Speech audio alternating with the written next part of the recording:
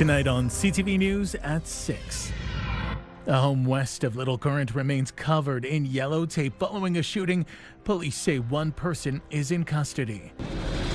Plus, work is underway at creating one massive trail from Sudbury to Killarney. Just going to be huge for the north, I think, and for drawing people from down south to come check out what a beautiful place the north is. Officials reveal more about the proposed project that could be a game changer for the region. And more support for area seniors is on the way. The federal government recognizes the incredible role that seniors have played in developing the communities that we call home today. More than $100,000 is announced to help support 5 different programs. CTV News at 6 with Tony Rimo and Rick Wyman with weather. Good evening. Thanks for staying up with us. We begin tonight on Manitoulin Island, where investigators are dealing with a shooting. Details about what happened are still continuing to come into the newsroom. Shots were fired at a home in the 700 block of Highway 540 west of Little Current. CTV News has learned there were people at home at the time, but there were no injuries. An individual was arrested in a nearby farmer's field and taken into custody. No word yet on charges. We'll have more on this story as it continues to develop. A pilot has minor injuries following a float plane crash on Lilibel Lake. It happened just before noon north of Cochrane. According to investigators, the plane was experiencing mechanical issues before crashing into the water. The pilot was the only one aboard and was able to safely exit with the help of his nearby coworkers. Sault Ste. Marie police are looking for information after a driver fled the scene of a crash. Police say it happened around 10:15 last Thursday. A pedestrian was struck and left with minor injuries as a dark-colored Jeep left a fast food parking lot. The crash took place in the 300 block of Great North Road, and the Jeep reportedly did not remain at the scene. Anyone with information or dash cam footage is asked to call police or Crime Stoppers. A 71-year-old Isilda man is facing charges after a red pickup truck almost collided with a passenger vehicle north of Brett on Tuesday. The car had to slow down to avoid hitting the truck, causing a transport truck to swerve into the ditch to avoid a serious crash. Security camera footage obtained by CTV News outlines the entire incident, which took place in front of the S&N gas station. The manager of the station, which provided the video, tells CTV News the driver walked away with no physical injuries. Police were able to locate the driver of the red pickup, who has been charged with careless driving and failing to remain at the scene. A team from the Northern Tornadoes Project, University of Western Ontario, is on its way to Mattawa to investigate damage from Monday's storm. The damage was swift and severe, in some cases causing destruction from Huntsville to Mattawa.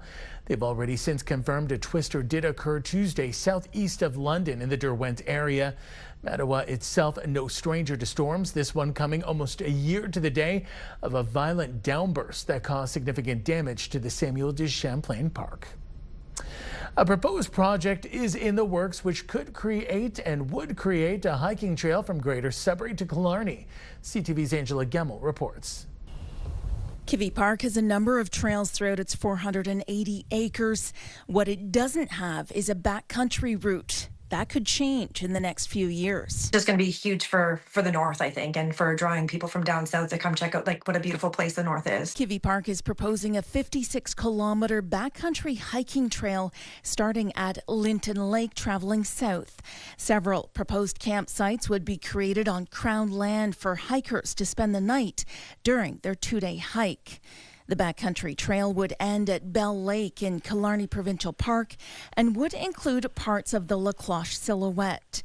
This CTV Park worker has gone backcountry hiking about a dozen times before. I love backcountry camping and hiking because it's not full of usually people, and it's just you're one with nature, and it's really, really nice. You never know what you could see. She says she's excited to see CTV's backcountry route get approval. It'll be nice to kind of venture out and then find out for yourself how it is and if you like it, and it's something new and exciting. The trail isn't a done deal. Notices have been issued to neighbors in case there are concerns. People within a certain radius of where the proposed trail will go, they get to provide their feedback on whether they, support the trail or they have some concerns. And then we, as part of the process, address those concerns. Kivy Park is working with the Ministry of Natural Resources on the plans. If the project gets final approval, LaMarche says they'll move into the fundraising phase to raise some of the $3 million price tag. If the trail is approved, LaMarche says it would take about 2 years to cut it into the backcountry using minimal equipment. The expected completion date is 2030. Angela Gemmell, CTV News, Sudbury. Support for seniors in Sudbury. Today, MP Vivian Lapointe announcing federal funding through the New Horizons program that will support 5 programs. Locally, CTV's Lindsay Alick has more. Our communities and supporting our seniors is a priority for the government. The federal government is investing over $100,000 in these 5 organizations in Sudbury. The federal government recognizes the incredible role that seniors have played in developing the communities that we call home today, and so this is a way for us to show our support to them. Nana's Circle offers monthly programming for families of African heritage. I remember that our first gathering had only 2 seniors present, and we had to raise funds to be able to provide refreshments. We got another organization that partnered with us and gave us free use of 1 room in their facility for the program. We got community members to facilitate pro bono, and that was how we held the first session. And since then, we've continued to hold it as much as we could manage, but now with this funding, it makes a huge difference, and we can have the program consistently. The money will also help keep seniors active and engaged. What we're doing is we're recognizing the social isolation that many seniors might be experiencing, especially post-pandemic, finding a reason to get out on the trail by offering this bi-weekly program on Thursday evenings from 5 to 7 starting on May 28th. And what that's really going to do is not just get them physically moving, but finding new friends and community members to connect with. We bring seniors together with non-seniors, with people with intellectual disabilities and without intellectual disabilities to do some programming together and to build relationship. What are you doing for bridging generations? Did you guys plant some plants with some seniors? Yeah. And I think the first activity was aprons, eh? Yeah. And what did you do with the aprons? Paint. Since its inception in 2004, the program has funded over 45,000 programs in hundreds of communities across the country, with the government's investment surpassing over $1 billion in funding. Lindsay Alick, CTV News, Sudbury. Time for our first check on weather. CTV's Rick Wyman joins us live. Rick, I have company coming this weekend that will be hopefully looking for some nice weather. Yes, you'll get some nice weather depending on when they arrive to the Great White North. It's not going to be white anyways. We're going to get a little bit of frost for this evening in some areas with the exception of Timmins and Gore Bay, but it should be nice for tomorrow. Possibly some precipitation as we'll see momentarily. Again, here's that systems map courtesy of Environment Canada coming all the way up from Colorado through Minnesota and approaching Northeastern Ontario. You can see, and we'll have some of the details coming up, precipitation on Saturday and Sunday, Ian. But first, we've got our currents coming up next. Thanks so much, Rick. There's more to come on CTV News at 6. For now, let's go to a live shot of the Elliott Lake boat launch in Elliott Lake. This shot coming courtesy of the city itself, where the weather is looking amazing. What a beautiful day to be outside. Hopefully this weather will continue. We'll check in with Rick to see what he's seeing. There's more to come. Stay with us. You're watching CTV Northern Ontario. When you see it happen, send it to CTV News. Text 10400 from your screen to ours. Text 10400. Timmins Transit is getting more than $500,000 from the province. The money will support increasing routes and ridership, as well as improving accessibility and new additions to the fleet. The $585,000 in funding comes from the province's gas tax program. The program supports public transit in more than 100 municipalities. A major artery in Sudbury's downtown will be partially closed starting this weekend. Hydro One will be doing transformer work over Brady Street near the Sudbury Theatre Center. The work will start this Sunday and continue through May 31st. Only the eastbound lanes will be closed, along with the adjacent sidewalk between Shaughnessy and Paris Streets from 5 a.m. to 2 p.m. Power interruptions are not expected during the transformer work. People are looking for authentic experiences. places that feel different and stand out. A small crowd of who's who in Sudbury came out last night for a first glimpse of the city's new look. Sudbury Tourism unveiling its new brand at Kivy Park and its tagline, wildly unexpected. Officials say it's bold, unexpected, and reflects what the city as a whole has to offer. It's hoping this will go a long way towards setting Sudbury apart while attracting new audiences and visitors to the Nickel City. So when you're thinking of Sudbury and choosing this as a place to visit, wildly unexpected is what you're going to have on all of your adventures and experiences that we have here in Sudbury. From our iconic Big Nickel to Science North, the expansion of Dynamic Earth, surrounded by our 330 lakes. Well, this is a rebrand of certainly what's going on in our city, right? The fact that there's a lot of exciting things happening. This rebrand is bold, exciting, shows the transformation that the city is going through in a very positive way. So that's why it's so important that we unite today to celebrate this rebranding of our city. The city's new marketing campaign is expected to launch within the week and will be able to be viewed on discoverysudbury.ca by week's end. The Treasury Board of Canada announced in February that all public servants in the core public service will be required to be in the office 4 days a week starting July 6th. Today, the CRA informed employees it will also mandate 4 days a week in the office starting this summer. The Union of Taxation Employees says employees were told today that the Canada Revenue Agency will start to mandate employees 4 days a week by the end of July. It'll only apply to employees where the CRA has enough space to accommodate employees. The union says at least 1/3 of CRA buildings across Canada don't have enough space for workers.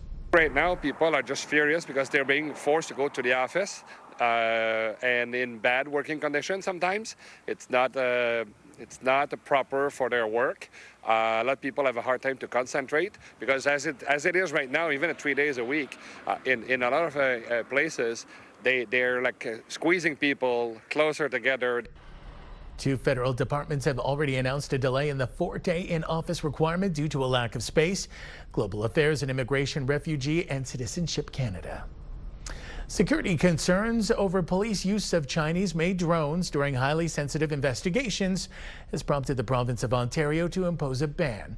We wanted to know why now and are other imports affected. CTV's Adrian Gabriel takes a deeper dive into this issue for us. They're a vital eye in the sky being used in active police investigations across Canada. So this drone here weighs, I don't know, like 7 pounds. Though all drones manufactured by Chinese companies are now grounded and banned from use during highly sensitive Ontario provincial police operations to guard against what the province calls bad actors. Growing concern that Chinese national intelligence laws will basically allow their government to have access to potentially use or weaponize, if you will, different types of electronics for espionage purposes. This release by the Ontario government outlines that under current Chinese law, companies incorporated by China may be required to disclose data even if that data is stored outside of the country. This raises security concerns about Chinese-made drones, which could possibly access or store sensitive information. It's a worry that has led to similar steps being taken in both the US and the UK. So you can potentially embed an awful lot of basically spy malware across these different types of technologies, from the software itself to the hardware. Some global security researchers believe other electronics developed and manufactured by Chinese companies should also be looked at closely. Laptops, cell phones, tablets, these are all potential pieces of technology that are vulnerable. While not currently deemed a risk by the federal government, there are those who believe the 49,000 Chinese-built electric vehicles destined for the Canadian market this year also need to be scrutinized. If there's software, if there's electronics in those vehicles, which there obviously are, then those are potential security risks. As for Chinese drones, the Ontario government says their usage will be phased out by each provincial agency and replaced in part by ones made by Canadian companies. Adrian Gabriel, CTV News, Toronto. Back now for a check on the current conditions with Rick Wyman. And Rick, we've had so much rain as of late, it's taken me all week to finish cutting the grass. Sunshine's coming, right? Wow, at least you're cutting your grass. I haven't even started my first cut yet, and my neighborhood's kind of waiting until we'll see what happens this weekend. Ian, we've got some rain coming up. We'll get to that a little bit later on, but our current temperatures, let's begin as we always do in Moosonee, 5 degrees. You got sunshine, sun and cloud in Cochrane at 11, Timmins 13, some sun and cloud in Kapuskasing, sun and cloud as well. Moving on over to Chapleau, lots of sunshine, 15, Wawa 8 degrees with the sunshine, 14 in the Sioux, sunny skies. Just a beautiful night across the Northeast for the most part. Parry Sound 14, loads of sunshine. Meanwhile in North Bay 13 sunshine. Oops. I spoke too soon. Temiskaming Shore, some cloud cover 13, and Kirkland Lake 12 degrees with cloudy skies as well. Sun and cloud, Greater Sudbury 15, Espanola 14, and Elliott Lake sunshine 13. In Gore Bay this hour on beautiful Manitoulin Island, we have 11 degrees. Your 7-day forecast, Ian, and the pick of the day. You will like it. It's all coming up and more. Looking forward to it. Thanks, Rick. Next on CTV News at 6. RCMP arrest a man in Quebec as part of a national security investigation. And the latest on the Alberta separatism saga and a snafu the provincial government made.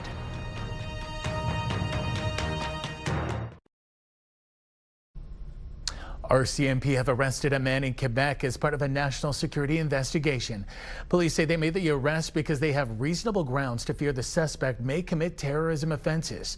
A 40-year-old Quebec man is accused of making numerous posts on TikTok in support of the Islamic State. The suspect is scheduled to appear at a Quebec City courthouse tomorrow, and the investigation is ongoing. The RCMP say they remain committed to countering religiously motivated violent extremism. Alberta Premier Danielle Smith is taking to the airwaves tonight amid drama and renewed attention to separation in that province. A committee dealing with that very issue is meeting again this afternoon after a major blunder yesterday. Oftentimes it feels like the politics of the UCP is a stage play to exercise their power to do what they want. While the committee was meeting yesterday, the UCP issued a press release recommending Cabinet push ahead with the question, do you agree that Alberta should remain a part of Canada? The party quickly backtracked and said it was released in error. The support for separatism has not changed in this province. The only thing that's changed is the rules of the game that the UCP designs to ensure that separatism is going to be on a referendum before Albertans. If this committee proposes that the Forever Canadian question is to be put to a referendum, government will be the proponent of a question on breaking up Canada, not anyone else. The Alberta separatist movement says the Forever Canada question does not make it a constitutional issue.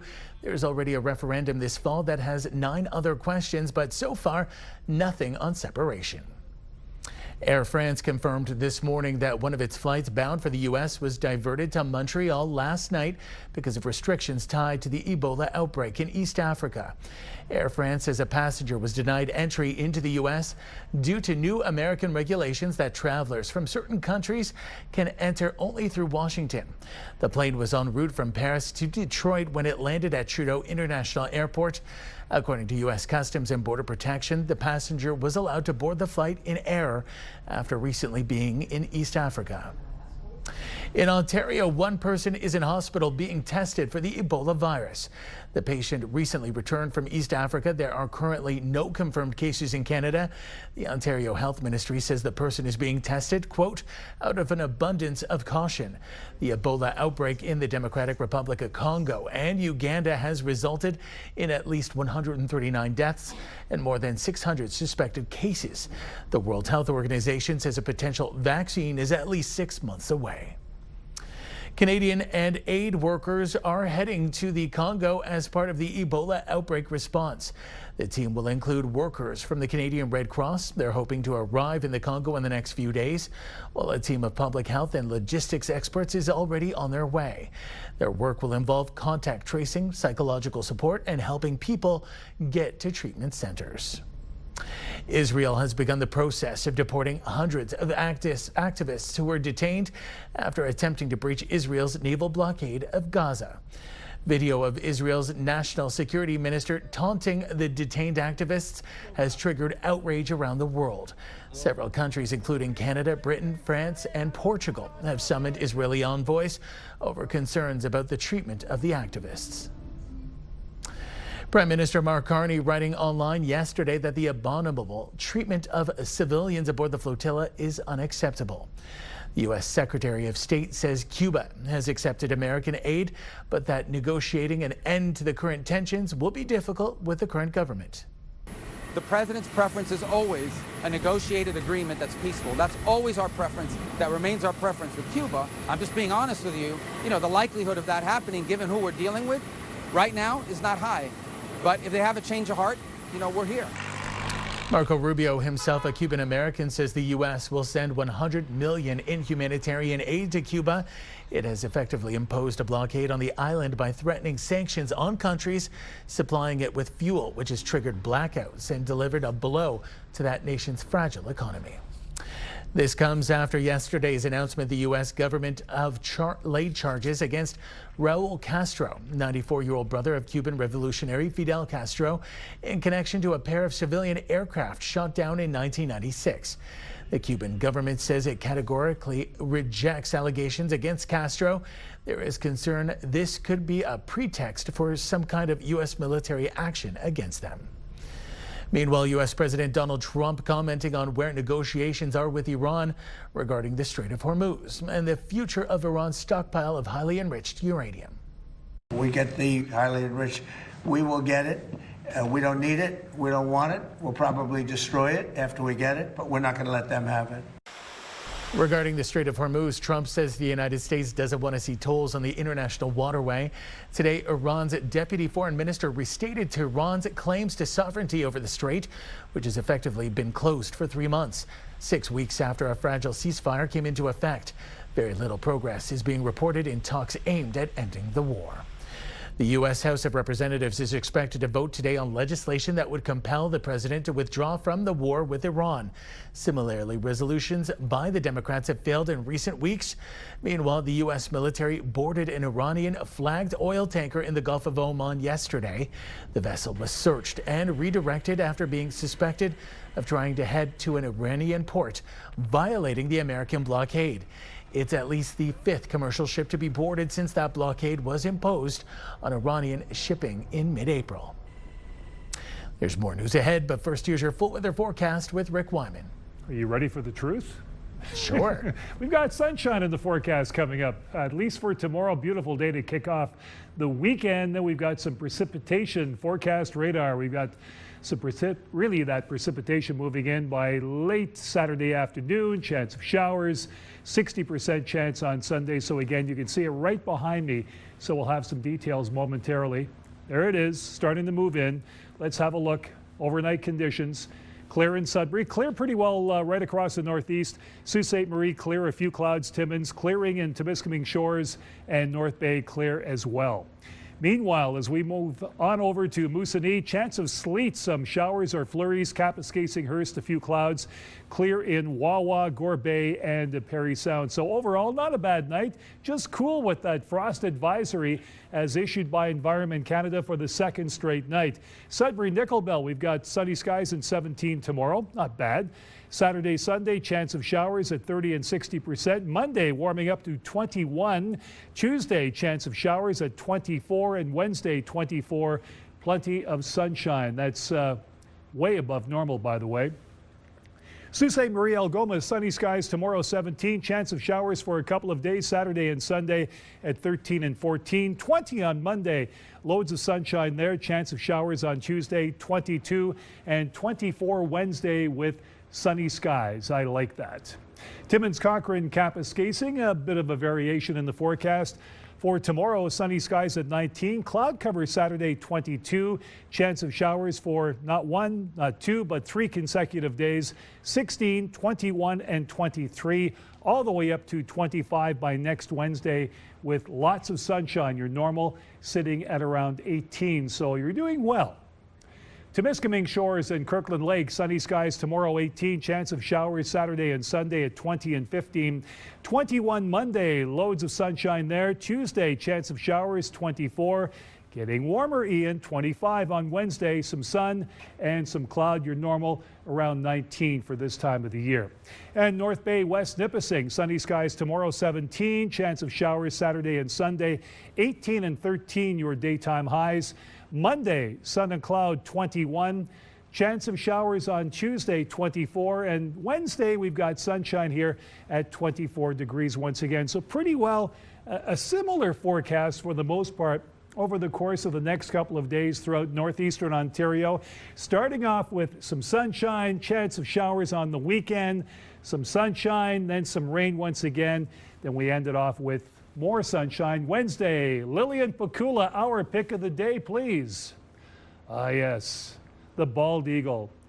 Lou Sirianni, Whitefish Island, Sault Ste. Marie. I love it.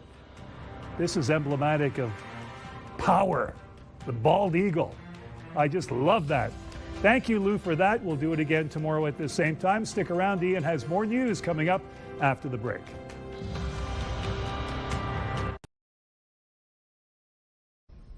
New numbers from Statistics Canada show more Canadians are skipping trips to the U.S. Canadian returns from the States fell 6.4% in March, the 15th straight month of year-over-year declines. But overseas travel jumped at 3.5%, with 1.6 million Canadians returning from trips abroad. Meanwhile, Americans made more than 1.3 million trips to Canada in March, up 4.4%. If you own a vehicle, chances are you like to keep it clean, and that means you may occasionally use an automatic car wash. There are car wash passes you can buy that allow you to wash your vehicle as often as you like, but even they come with limitations. CTV's Pat Foran has details. If you like to keep a clean vehicle, Petro-Canada will sell you a season's pass that will let you use the car wash every day. Vutran of Newmarket bought a 180-day season car wash pass for $490. Well, the way to keep our car nice and clean and, basically preventing rusting from the road salt in the wintertime. The season's pass gets a lot of use at his house. There are 4 cars and trans family, but he says it's allowed under the pass's terms and conditions. We use it within the family, the same household, same address, 4 cars. And there was nowhere in the term and condition that you can only wash 1 car. He still had 80 days left when his season's pass quit working. They canceled my car because I used multiple devices for the same car wash. We were halfway of the usage of the card when suddenly the card was suspended. Shirin Abdul Karimi of Thornhill also had her 90-day pass canceled that she paid $270 for. She said the pass was only on one smartphone. She and her husband took turns washing their cars each day. I think it's very unfair because we didn't do anything wrong. Petro-Canada says the pass is for 1 wash per day, but in its terms and conditions, it says the card can only be loaded onto 1 smartphone. Petro-Canada told CTV News, car wash season passes may only be downloaded to 1 device. Users found to be in violation were sent a cancellation email. However, after reviewing usage on these cards, we determined the season's passes were incorrectly flagged and have reinstated them. So both Tran and Abdul Karimi were given replacement car wash passes, which was great news for them. Thank you, CTV. You've been very great. You guys are doing a great thing for consumers. Thank you so much for what you did. Pat Foran, CTV News. There are increasing concerns among Ontario mechanics over the number of tires piling up in their storage. They're supposed to get recycled, but as John Woodward reports, that's not happening.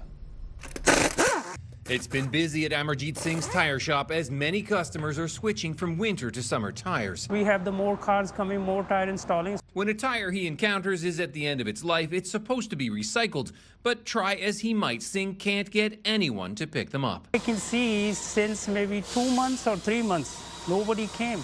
The result, a pile of tires in front of his Northern Etobicoke store, and he's not the only mechanic spinning his wheels. We found hundreds of tires at other stores in the area, with an industry group saying it's happening all around. We're getting reports from hundreds of collection sites across the province that they're now stranded with hundreds to thousands of tires. It was the same story just 6 months ago. Consumers pay about $5 a tire that goes to companies contracted to pick them up, known as producer responsibility organizations, but they just weren't accepting them. Ontario's government just finished consultations on proposed measures that would require these organizations to pick up from anywhere with more than 50 tires and guarantee a response time. We're basically teetering towards a tire crisis. But the NDP's Tom Merkocevic says that's not enough. He's calling for the recycling targets to be lifted from about 65% back to 90% where they were before these tire piles started being an issue. The producers got together, lobbied the government, they dropped the target down to 65%, and voila, you got tires everywhere because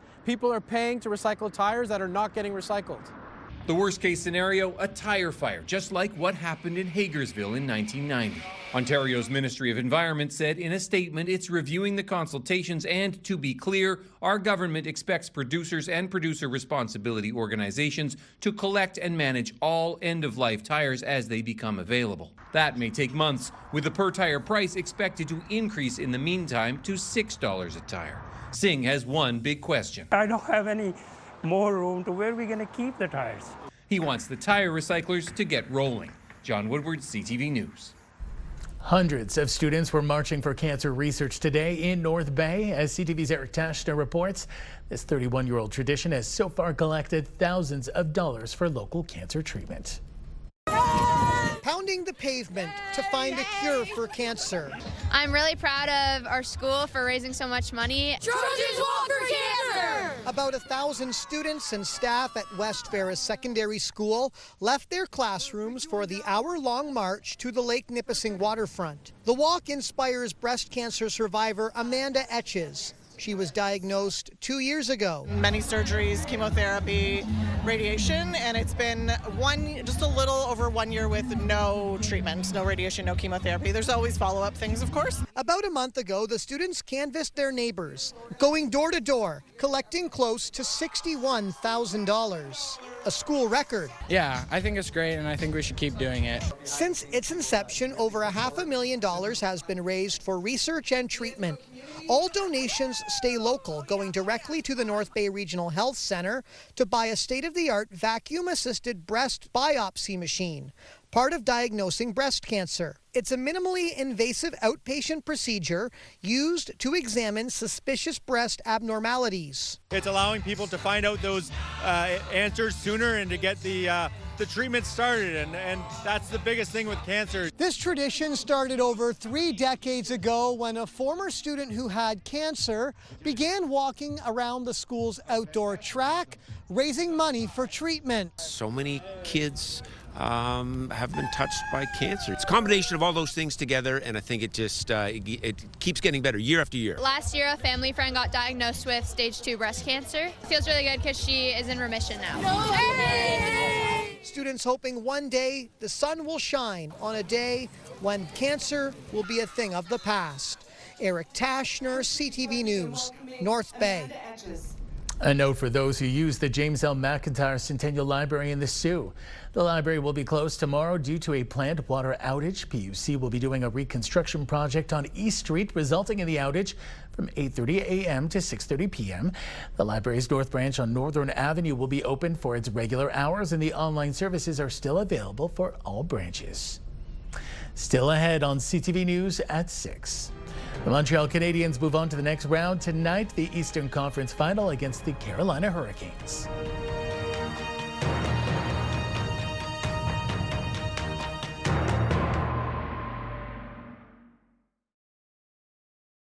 Clothing provided by Laura, Melanie Lynn.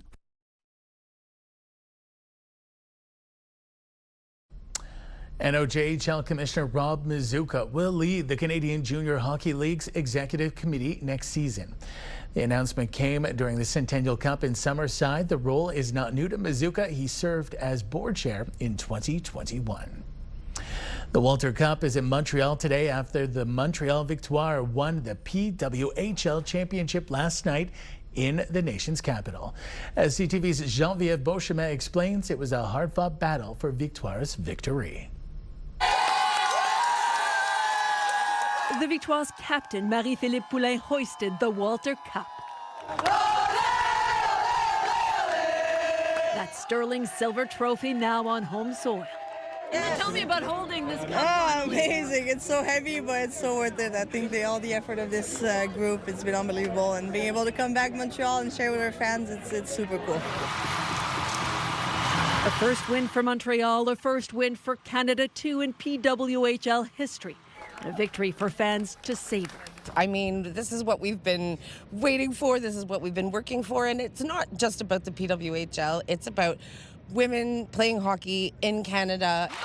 The Victoire clinched the championship in Game 4 over the Ottawa Charge. Abby Rock's shorthanded goal off her backhand.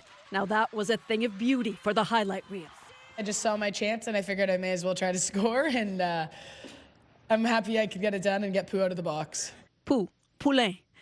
Her team was determined to do everything possible so the world and Olympic champion would also add this piece of hardware missing from her trophy case.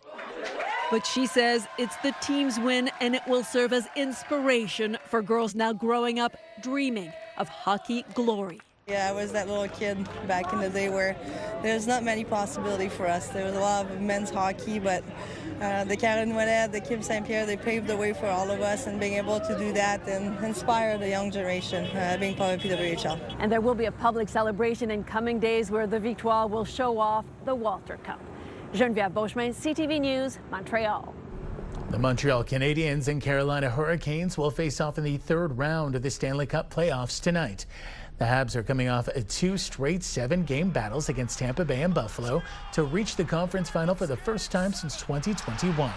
The Canadiens swept the Hurricanes in all 3 meetings this season, outscoring them 15-8. Puck drops at 8 p.m. tonight in Raleigh.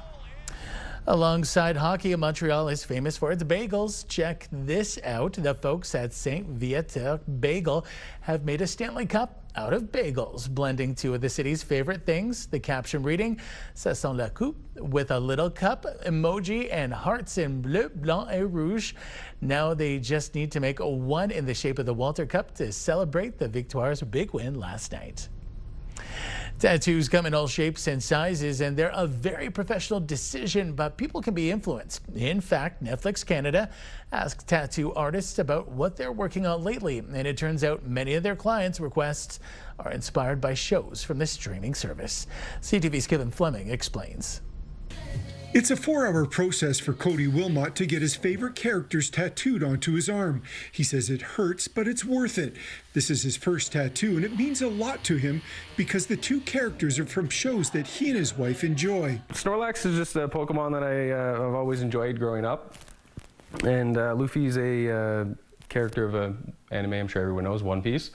I've watched all of One Piece. I'm currently up to date on that one. It was Alex Chen's job to take the idea and combine the 2 characters into a tattoo for Wilmot. I love all of it, honestly. The artwork, the color, he did a phenomenal job on all of it. It reminds me of my childhood. It reminds me of my wife. It's a wonderful piece. Chen was one of many artists across the country contacted by Netflix Canada to take part in a survey about how shows on streaming services are turned into tattoo art. 1 out of 10 of the Canadian Netflix subscribers, they actually have an FX related tattoo. So like the trend is definitely getting bigger and doing a bigger effect on like the tattoo industry. And this is Chen's specialty. He's been working on pop culture tattoos for 8 years. They don't just get the pop culture tattoo because of how they look cool or like how wonderful the design was. Not just that. They actually came in because of how the characters reminds them who they really were at a certain point of life. Leah Anifuwushe sees many trends come and go, but says pop culture tattoos aren't going anywhere. I don't know if it'll ever really die out. Maybe it'll like shift to like different characters or different like medias maybe, but I think like pop culture's always like really moved people, so that's going to be something we're going to see for like years to come. Chen says some of his favorite characters to work with now are from K-pop Demon Hunters, because that's a show he and his 4-year-old daughter watch a lot. Kevin Fleming, CTV News, Calgary. Tonight marks the end of an era as Late Show host Stephen Colbert delivers his final sign-off, and the program comes to an end after a 33-year run. CBS said it's being pulled for financial reasons, but not everyone is buying it. Here's CTV's John Venevali-Rao. After tonight, we have only one more show left. In the lead up to the finale, all sorts of A-listers dropping by to say goodbye to a show that never shied away from politically charged humor. And among them, Colbert's former colleague, Jon Stewart. Stephen, get ready for the ride of your life. With Talking Heads frontman David Byrne, perhaps summing up the feelings towards the network that pulled the plug. It's The Late Show with David Letterman. Making its debut on CBS 33 years ago. Ladies and gentlemen, this is not a promo. This is the actual show. Stephen Colbert took the helm in 2015. We are up here for the wanton destruction of CBS property. David Letterman recently joining him. This is yours. This is my desk chair. To mark the show's controversial demise, announced after Colbert mocked a $16 million settlement between CBS parent company Paramount and U.S. President Donald Trump, calling it a big fat bribe. CBS insists the show's cancellation was a purely financial decision, but the timing left many unconvinced. He took politics and made it part of the everyday conversation in a way that was satirical. He was trying to get people to think. Recently joining Colbert on set, his fellow late-night hosts. Is there anything that we have not touched on before we move on to this? I'm curious. The outrage that your show is being thrown off the air? Yeah. Some worry others will suffer the same fate. You know, Seth Meyers is trying to introduce himself as next, you know, so these guys see it coming. Anybody here from Canada? Colbert often made Canada part of the conversation. From lampooning Trump's tariffs. Why tax our maple syrup? To interviewing Canadian politicians and celebrities, even belting out a classic maritime folk song. But I'm a broken man on a Halifax pier, the last of Barrett's privateers. And now for Colbert, it's one last show and a late-night landscape that may never be the same. John Venevali-Rao, CTV News, Toronto. The trial of one of the most famous people in the world is the subject of a new documentary series. David Daniel has that tonight and more in the Hollywood Report.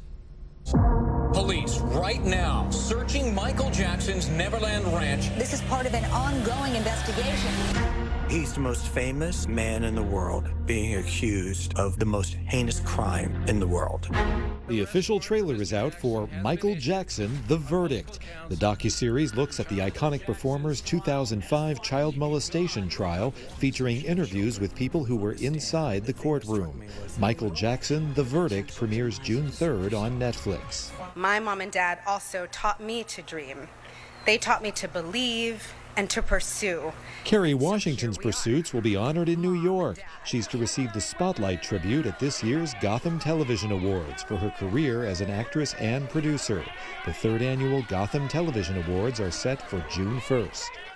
We gather here tonight to bring women back to their rightful place. The Testaments is returning to its place. Hulu has renewed the Handmaid's Tale sequel series for a second season. Season 1 of the coming-of-age drama is now streaming, with the finale scheduled for May 27th. In Hollywood, I'm David Daniel.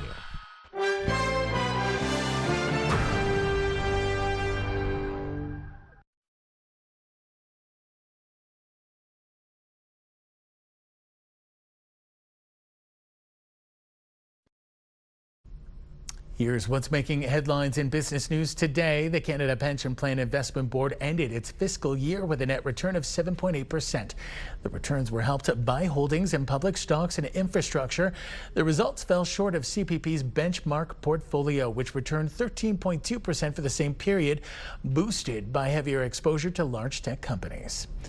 Shares of Walmart came under pressure today. The world's largest retailer's profit came in slightly below expectations in its latest quarter. Walmart, also gave a cautious outlook for the next year.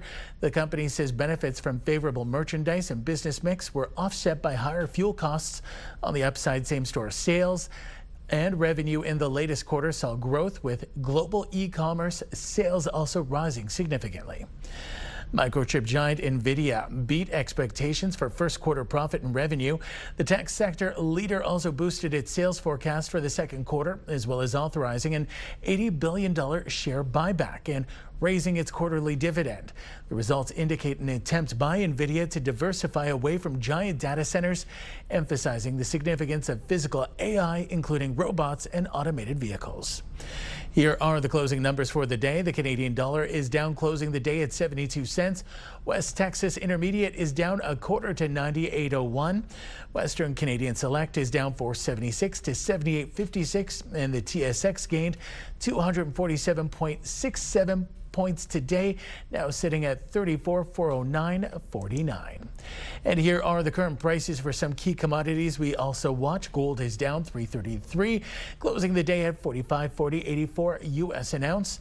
Silver is up 77 cents, copper is up 3 cents, and nickel is down 3 cents, ending at $8.44 US a pound.